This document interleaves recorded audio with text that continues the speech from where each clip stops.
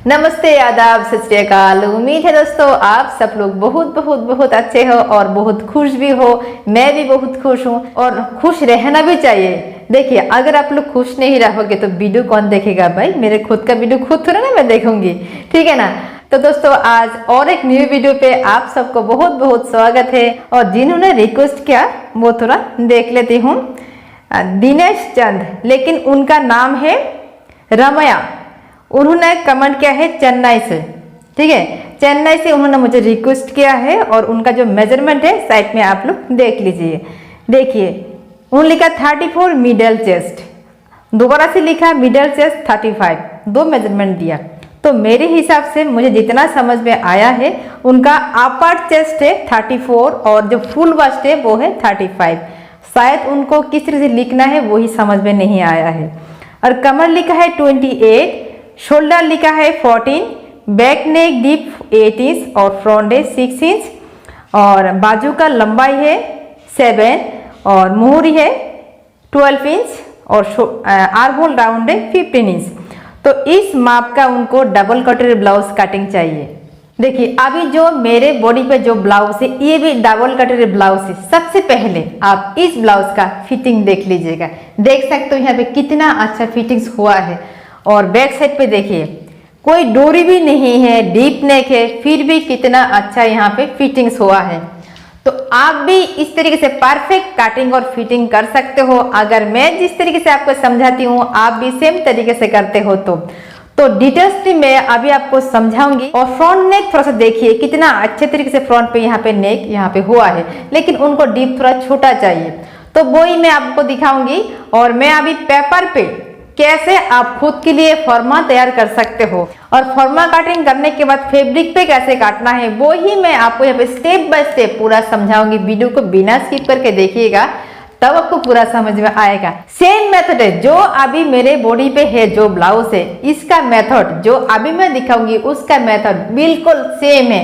सिर्फ यहाँ पे नेक थोड़ा ज्यादा है, डीप है फ्रंट पे और पीछे। और अभी जो दिखाऊंगी उस पे सिर्फ थोड़ा सा नेक डीप कम है, वही फर्क है, बाकी कुछ भी फर्क नहीं है, सब सेम है। तो अभी मैं जिस तरह से आपको समझाऊंगी आप सेम तरीके से कटिंग करके देखिएगा। उम्मीद है आप निराश नहीं होंगे। और इस ब्लाउज का कटिंग और सिलाई कैसे करना है इसका वीडियो ऑलरेडी मेरे चैनल पे अपलोड हो गया है। अगर आपने नहीं देखा कमेंट बॉक्स पे चेक करके देखिएगा, जरूर वहां पे इसका लिंक मिल जाएगा, मैं शेयर कर दूंगी।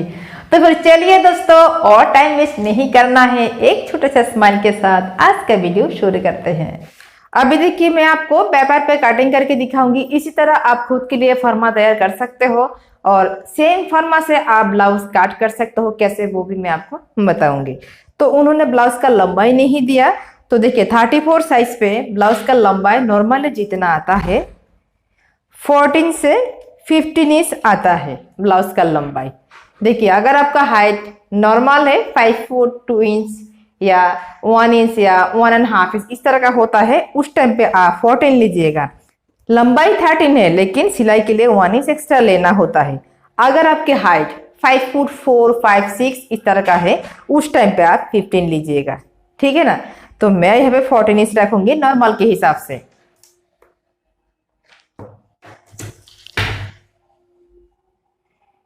शोल्डर 5.5 रख लो, बहुत ही अच्छा होगा। आर्म होल देखिए, आपने आर्म होल का राउंड दिया है 15। मैं आपको समझाती हूँ। देखिए, पहले आप यहाँ पे 5.5 इंच रख दो, कोई दिक्कत नहीं।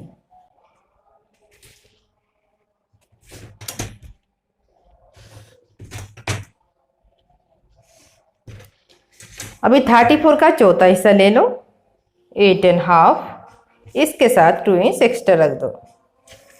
आर्म होल का गुलाई यहाँ पे आप 1 इंच पे रख दो।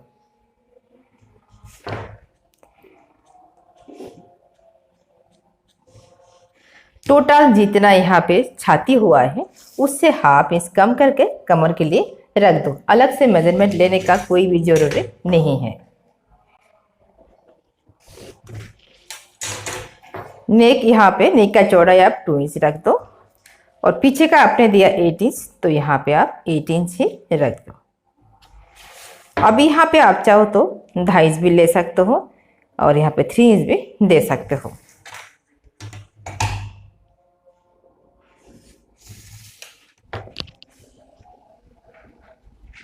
ऐसे हो गया है। और भी फैला के देना चाहते हो दे सकते हो।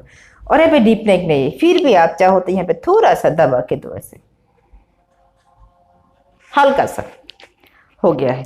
अब यहाँ पे आर्महोल चेक करके देखना है कितना है। अगर कम होता है तो आपको नीचे की तरफ थोड़ा सा बढ़ा लेना है।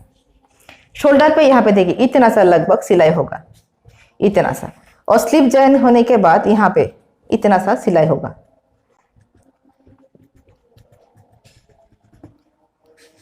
मैं हमेशा स्लिप थोड़ा ज्यादा करके सिलाई करती हूँ। अभी यहाँ पे मेजरमेंट करना है। चेक करते टाइम मैंने कैमरा ऑन नहीं किया था, ये भी मैंने चेक कर लिया था, कमर पे टक्स भी दे दिया था, कैमरा ऑन नहीं किया था जिसके कारण दोबारा से लिया। लगभग यहाँ पे 15 इंच हुआ है। तो जब यहाँ पे 15 इंच होता है ना, थोड़ा सा देखिए एक सूत यहाँ पे ज्यादा हुआ है, तो जितना एक्स्ट्रा थोड़ा सा ज्यादा हुआ है ना, तो उसमें कोई दिक्कत नहीं है। कि देखिए सिलाई करते वक्त कभी थोड़ा यहाँ पे ज्यादा होता है, कभी यहाँ पे थोड़ा ज्यादा होता है, कभी कम होता है, उस टाइम पे ये आपका मैनेज होता है। कोई दिक्कत नहीं है एक सूत ज्यादा होने से। और जब आपका ब्लाउज फिटिंग्स होगा तब यहाँ पे फिटिंग्स होगा, तो जितना आपको बॉडी पे लूजिंग चाहिए ना मूवमेंट करने के लिए, वो आपको यहाँ से मिल जाएगा। ठीक है, तो जितना मैंने आर्महोल लिया ये आपके लिए परफेक्ट होगा, कोई दिक्कत नहीं है।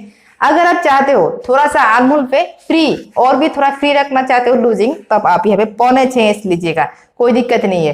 देखिए मेरे अपर चेस्ट है सिर्फ 33 इंच, फिर भी मैं 0.25 इंच लेती हूँ क्योंकि मुझे आर्महोल पर थोड़ा सा लूजिंग अच्छा लगता है।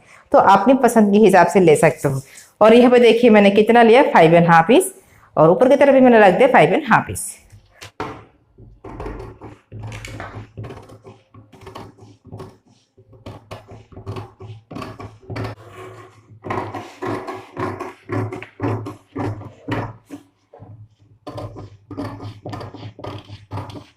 बैक पार्ट लेने के बाद स्लीव्स का मोहरी के लिए आपको यहाँ से मेजरमेंट लेना है इस तरीके से। देखिए यहाँ पे कितना है, 8 इंच से लगभग 1 सूत ज्यादा है, तो जितना मिला है उससे आपको 1 इंच ज्यादा लेना है। तो 9 इंच से मैं 1 सूत ज्यादा रखूंगी स्लीव्स का चौड़ाई। स्लीव्स के लिए फैब्रिक हो पेपर हो इस तरह से 2 फोल्ड कर लेना है। उनका स्लीव्स का लंबाई है 7 इंच, लेकिन जब पेपर पे कटिंग करते हो तब 7 इंच रख दीजिएगा, कोई दिक्कत नहीं है। फैब्रिक पे आपको 1 इंच एक्स्ट्रा लेना है। तो देखिए मैं आपको तब 8 इंच लेना है जब फैब्रिक पे आप कटिंग करते हो। तो 7 इंच यहाँ पे लंबाई मैंने ले लिया। जब अस्तर होता है ना तब 1 इंच एक्स्ट्रा लेना है, जब बिना अस्तर का होता है तब आपको 1.5 इंच एक्स्ट्रा लेना है। अब यहाँ से देखिए 4 इंच आपको नीचे की तरफ डाउन कर लेना है। जब 8 लेते हो तब 4.5 इंच डाउन कर लेना है। अभी तिरछा करके इसको ऐसे मिलाना है। यहाँ पे लो का क्वेश्चन आता है, 4 इंच तो ज्यादा हो गया है, ज्यादा नहीं हुआ है। मैं जिस तरीके से बोलती हूँ आप करके देखिएगा। कोई कोई यहाँ पे 2.5 इंच या 3 इंच लेते हैं, तब क्या होता है स्लीव्स की इस साइड पे बहुत ज्यादा रिंकल्स होता है, अच्छा नहीं लगता है। इसलिए ज्यादा करके यहाँ पे डाउन करने से यहाँ पे फिनिशिंग बहुत ही अच्छा होता है। और मोहरी के लिए देखिए कुछ भी नहीं करना है, सिंपल से ऐसे तिरछा कर देना है। ब्लाउज पूरा तैयार नहीं करने के बाद मोहरी पे जितना भी एक्स्ट्रा रहेगा बाद में वो काट कर देना है। देखिए बात करते करते यहाँ पे मेन बात रह गया है, स्लीव्स का चौड़ाई रह गया है। 9 इंच से 1 सूत ज्यादा था, अभी इसको निशाना देना है, सीधा नीचे की तरफ लेके आना है। मैं स्लीव्स का चौड़ाई लिया ही नहीं, इतना। ठीक है, बात करते करते ध्यान नहीं था। अभी यहाँ से 2.5 इंच अंदर की साइड लेना है, यहाँ पे हो गया है। और मोहरी के लिए सिंपल ऐसे रख दो, हो गया।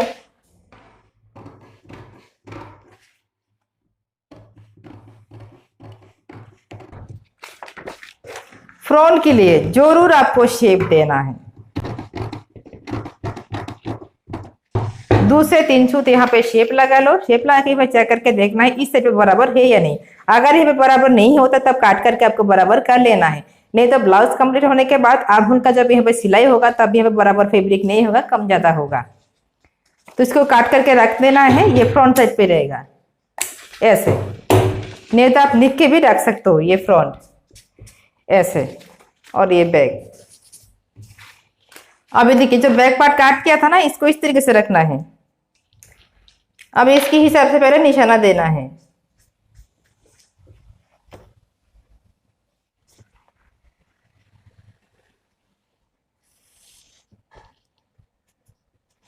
इसको हटा लो। यहां तक बैक पार्ट है, लेकिन यहां से आपको तो 1.5 इंच हमेशा एक्स्ट्रा लेना है, क्योंकि डायरेक्ट फैब्रिक पे जो काटिंग होता है ना, वही मेथड से मैं ये काटिंग करती हूँ।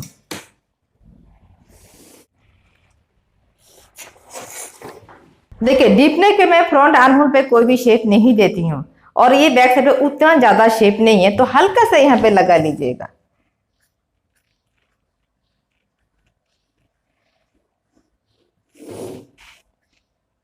जितना यहाँ पे दबाते हो ना उतना यहाँ पे उठा के देना है, तब देखिएगा फिटिंग कितना अच्छा होता है। अभी देखिए फ्रंट नेक डीप उनको 6 चाहिए, सिर्फ इतना, लेकिन थोड़ा ज्यादा होने से अच्छा होता है। मैं बोलूंगी आप 6.5 इंच रख दीजिएगा, तब देखिएगा अच्छा होगा। और भी ज्यादा होगा तो और भी अच्छा होगा, फिर भी आप 6.5 इंच रख दीजिएगा। लेकिन आपने 6 का डिमांड किया तो मैं 6 के हिसाब से दिखाऊंगी। अभी देखिए यहां से चौड़ाई आपको 2.5 इंच लेना है।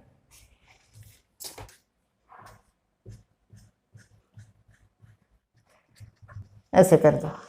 अब ये शोल्डर से 6 पे एक निशाना पहले मिल गया, यहां से आपको 6.25 इंच पे और एक निशाना लगा लो। ये होगा आपका बास्ट पॉइंट। अभी यहां से आपका कटोरी होगा, और आपका फुल बस्ट ज्यादा नहीं है, तो उसी हिसाब से आपको उतना यहाँ पे कटोरी नहीं देना है। आप चाहो तो यहाँ पे 7 भी दे सकते हो, उसमें भी आपको कोई दिक्कत नहीं है। चाहो तो 7.5 इंच भी दे सकते हो। तो देखिए अगर 7.5 इंच लेते हो, जितना भी लेते हो उसको हाफ करना है, इसका मिडल पॉइंट हमेशा निकाल लेना है ऐसे। अभी ऊपर की तरफ देखिए आप 1 इंच से 2 सूत भी उठा सकते हो, 1 से 3 भी दे सकते हो। बहुत ज्यादा यहाँ पे उभर हुआ शेप चाहिए तो 1 इंच से 3 सूत ज्यादा लीजिएगा।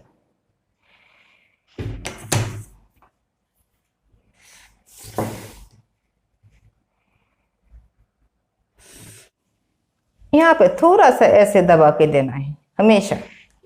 यहां से 5 इंच या 5.5 इंच कहीं पे भी दे दो, इसको इसके साथ मिलाना है। तो देखिए मैं 5 इंच से रखूंगी, हो गया है यहाँ पे। अभी ये पॉइंट और ये पॉइंट मिलाना है। उससे पहले आपको यहाँ पे लगभग 2 सूत या 3 सूत बाहर की तरफ लेके जाना है, इसको तिरछा करके इसके साथ मिलाना है। देखिए जब फ्रंट नेक डीप छोटा होता है ना, तब ये जो कटोरी का शेप है ना देखने में थोड़ा अलग होता है, क्योंकि यहाँ पर बहुत ज्यादा यहाँ पे एक्स्ट्रा फैब्रिक होता है। जितना नीचे की तरफ डीप होगा उतना यहाँ पे इसका जो यहाँ पे लंबाई है ना कम होगा, ये बात आपको ध्यान में रखना है। अभी यहां से लेना है 4 इंच रख दो,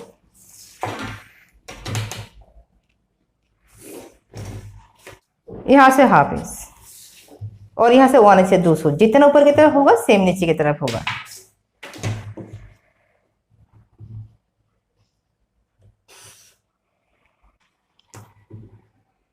पौने 1 इंच उठा लेना है, हो गया है। अभी यहां से इसका लंबाई कितना लेना है, ये जो नीचे का पार्ट है इसका पहले मिडल निकाल लो, फिर 1 इंच ऊपर की तरफ और एक निशाना दो। फिर भी थोड़ा ज्यादा होता है, बाद में वो काट कर लेना है। देखिए लेकिन यहां से आपको 1.5 इंच मिनिमम ऊपर की तरफ तिरछा करना है इसको। हो गया है। सीधा नहीं काटना, इसको तिरछा काटना है। नीचे का बेल्ट के लिए बैक पार्ट लेना है, इसका चौड़ाई के हिसाब से निशाना देना है। हल्का सा यहाँ पे शेप लगा लो, ऐसे हो गया है। मिडल से देखिए 4 इंच लेने से भी काफी है, फिर भी 4.5 इंच रख दो, थोड़ा ज्यादा होने से अच्छा होता है, कम नहीं होना है कभी भी। पूरा कंप्लीट है। अभी देखिए इसको नंबर लगा लो, पहले 1 2, ये होता है 3, ये होता है 4, लास्ट में ये जॉइंट होता है। पहले ये दोनों, उसके बाद ये लास्ट में, ये ध्यान में रखना है।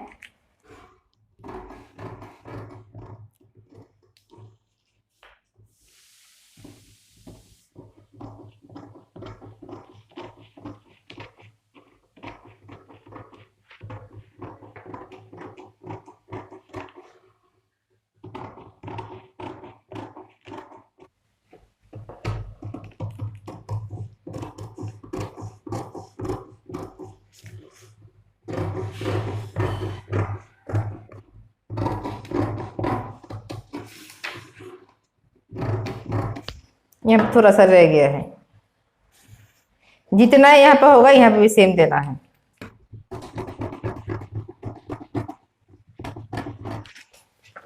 नीचे की तरफ काट ला के रख देना है।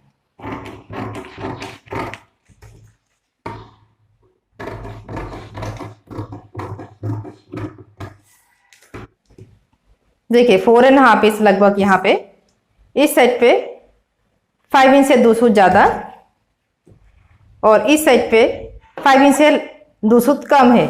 इस तरीके से आपको बेल्ट रख देना है। हो गया है। अभी देखिए फैब्रिक पे कैसे काट करना है मैं आपको थोड़ा सा यहाँ पे समझा देती हूँ। देखिए बिल्कुल ऐसे, जैसे ये पेपर है बिल्कुल वैसे ही आपको काट करना है। सेम, कहीं पे थोड़ा सा भी, इतना भी आपको एक्स्ट्रा नहीं लेना है। जैसे है बिल्कुल वैसे आपको बराबर मिला के यहाँ पे काट करना है। पूरा ऐसे ही आपको काट करना है। इसको साइड पे रखो। ये भी सेम देखिए, अगर आप चाहो तो इसको उरब कर सकते हो तो और भी बढ़िया होगा। उरब अगर कर सकते हो तो इसको भी देखिए ऐसे रखना है। जैसे है बिल्कुल वैसे आपको काट करना है। कहीं पे थोड़ा सा भी एक्स्ट्रा लेने का जरूरी नहीं है। पूरा जितना भी पार्ट है ना पूरा आपको सेम टू सेम काट करना है। कहीं पे एक्स्ट्रा लेने का जरूरी नहीं है।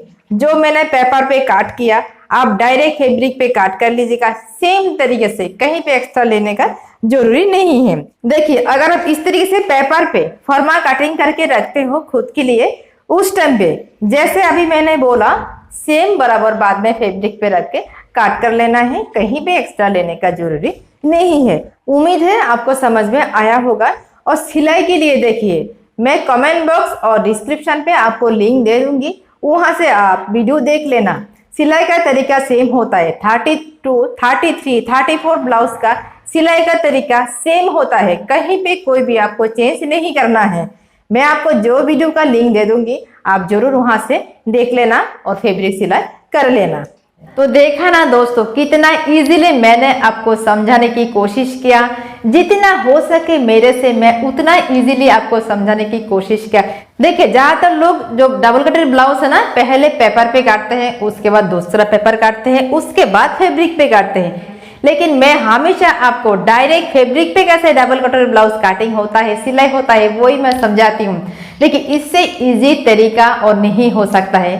कोई भी काम करने के लिए थोड़ा सा आपको मेहनत तक जरूर करना होगा। अगर आपको परफेक्ट तरीका चाहिए तो शॉर्टकट पे कोई भी काम अच्छा नहीं होता है। इसलिए मैं सबको बोलती हूँ शॉर्टकट पे मत जाइएगा, हमेशा थोड़ा डिटेल्स से समझिएगा, डिटेल्स से काम करने की कोशिश कीजिएगा, देखिएगा आपका काम बिल्कुल परफेक्ट होगा। दोस्तों उम्मीद है आपको पसंद आया होगा। पसंद आने पे एक लाइक कमेंट जरूर कीजिएगा। वीडियो देखने के लिए आपको बहुत बहुत धन्यवाद।